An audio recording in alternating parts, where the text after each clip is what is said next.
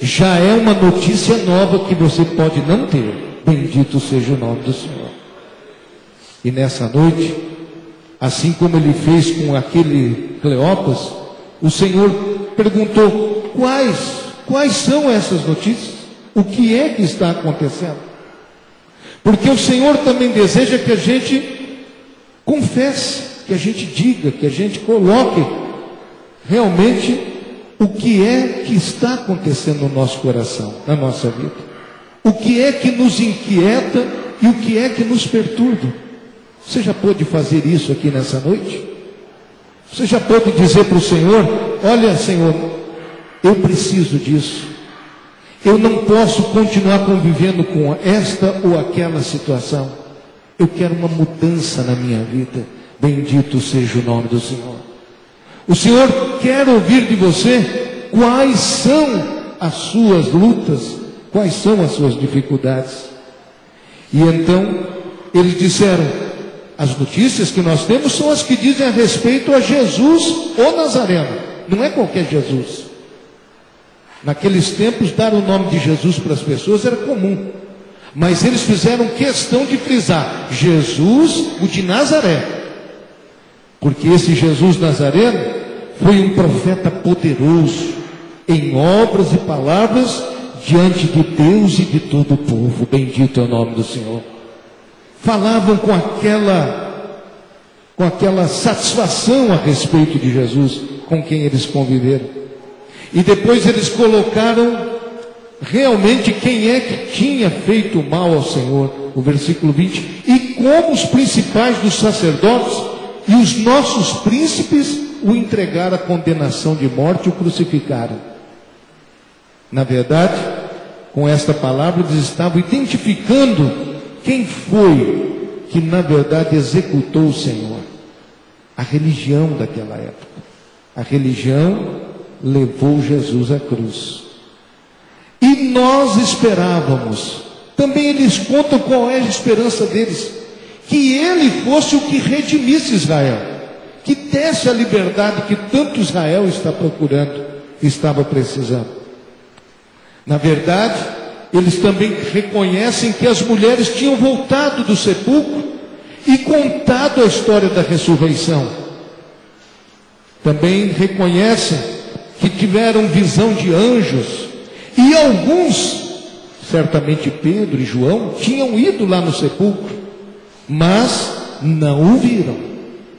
Então aquela história, né, irmãos? Ainda estava dúvida no coração daqueles homens.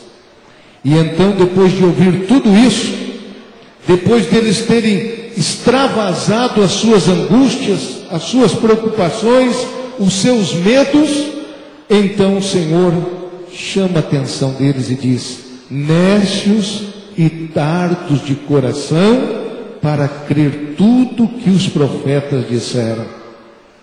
E o Senhor começa a citar as Escrituras para eles e dizer nas Escrituras tudo que falava a respeito do Cristo, da sua morte e da sua ressurreição.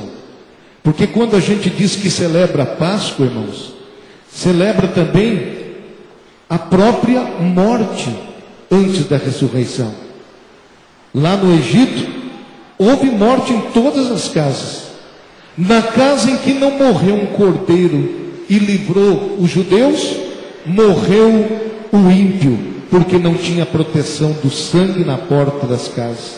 Houve morte em todo lugar. Mas Cristo é a nossa Páscoa. Você pode louvar a Deus por isso? Porque Cristo é o Cordeiro de Deus que tira o pecado do mundo. Quando o anjo da morte passava pelas casas, ele via a marca do sangue nas portas e respeitava aquele sangue de um cordeiro inocente, e por isso não punia o filho primogênito dos judeus que estava debaixo do sangue. Assim também o Senhor vem para salvar a humanidade. E quem é que será salvo? Aquele que tiver a marca do sangue de nosso Senhor e Salvador Jesus. Você tem o sangue de Jesus Cristo na sua vida? Você já foi lavado no precioso sangue do Senhor?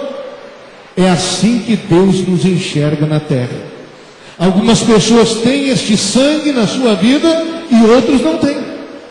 E quando vier o Senhor para recolher os seus salvos, Ele vai respeitar este sangue na nossa vida. Você pode glorificar a Deus por isso?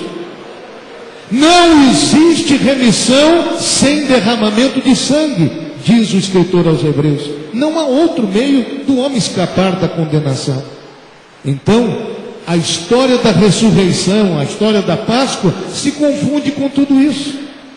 Mas o Senhor mostrou nas Escrituras, começando por Moisés, onde estava escrito que convinha que o Cristo primeiro padecesse, para depois entrar na sua glória.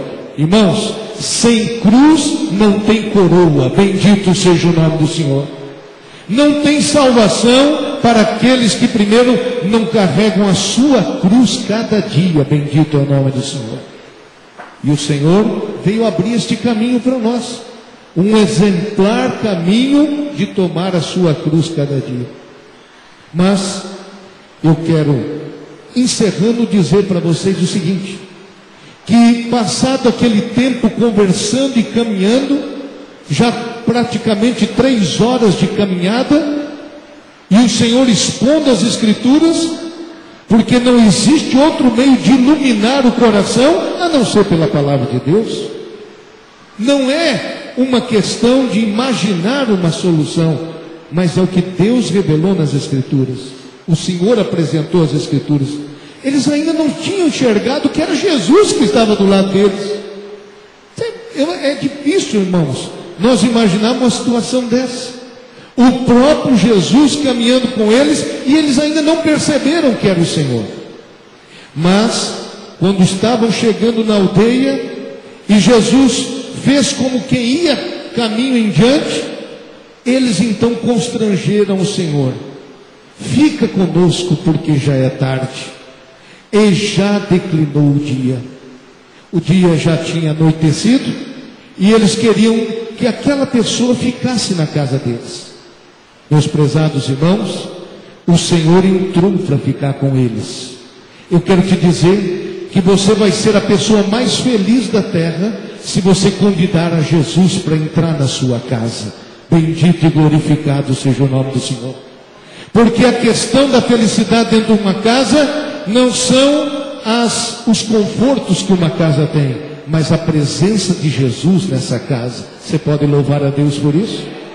Quantos que têm tantas coisas, tem nome, tem fama, tem dinheiro, tem recursos, tem todo tipo de apoio material, mas não tem Jesus, então não tem nada. Aqueles homens convidaram Jesus e ele entrou. E agora uma coisa especial aconteceu. Versículo 30.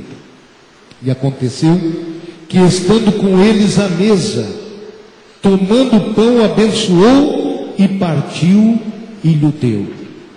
Quando eles viram Jesus fazer aquilo, abriu os olhos deles. Bendito é o nome do Senhor. Porque todas as vezes que Jesus multiplicou os pães para saciar a multidão, quando Jesus reuniu os discípulos na ceia, Jesus fez da mesma maneira. Ele tomou o pão, ele abençoou o pão, ele partiu o pão e repartiu o pão para os seus que estavam com ele. Foi a mesma coisa. Quando o Senhor fez aquele gesto e aquela oração, os olhos se abriram. E aí nós temos que dizer para você que veio aqui essa noite, a ressurreição de nosso Senhor Jesus é algo tão especial, tão grandioso, mas também é para você descobrir no mais comum do seu dia a dia. Louvado seja Deus. Quem é que não toma refeições por dia? Boa parte das pessoas tomam até 3 refeições por dia, se não mais. E eu quero dizer para você que em toda refeição que você toma, você, filho de Deus, pode ter certeza que Jesus ressuscitado está ali, perto dessa refeição. Bendito e glorificado é o nome do Senhor.